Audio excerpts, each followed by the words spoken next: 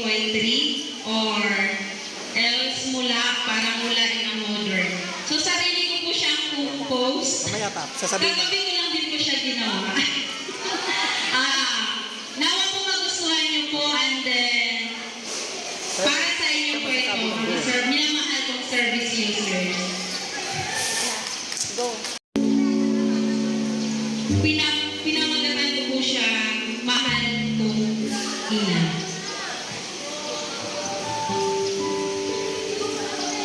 Simula ang lahat, sa bawat pag-isip sa umaga, pangalan mo ang isinasabit sa tuwina.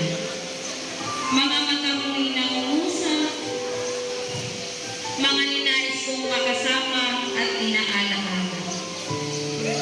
Inay, kay sarap damhin at yakapin, sa tuwing naiisip mo ang hangin lumalapit sa puso ko sa damdamin. Sa oras ng kahirapan, problema at pagsubok, ikaw ang tangi kong sanay. Hindi ko na ibigay ang halaga na dapat ay matagal ko nang ipadama.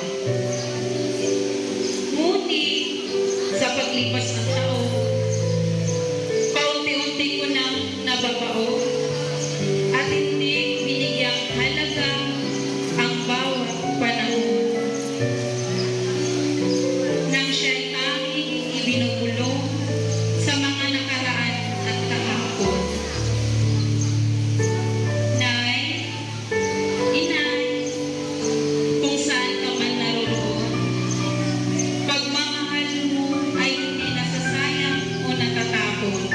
Umiyak siya rin. Mga alaala mo pa rin ang tanging kung nasisilayan at nagbibigay pagkakataon.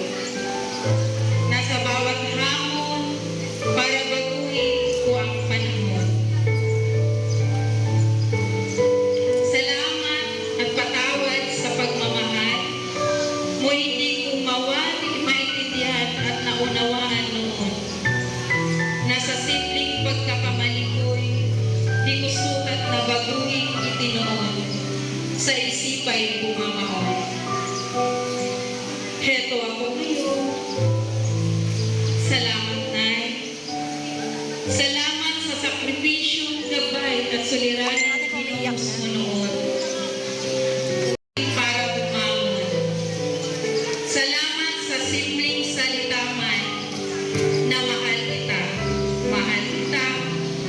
pero puso ko'y nabihag mo na.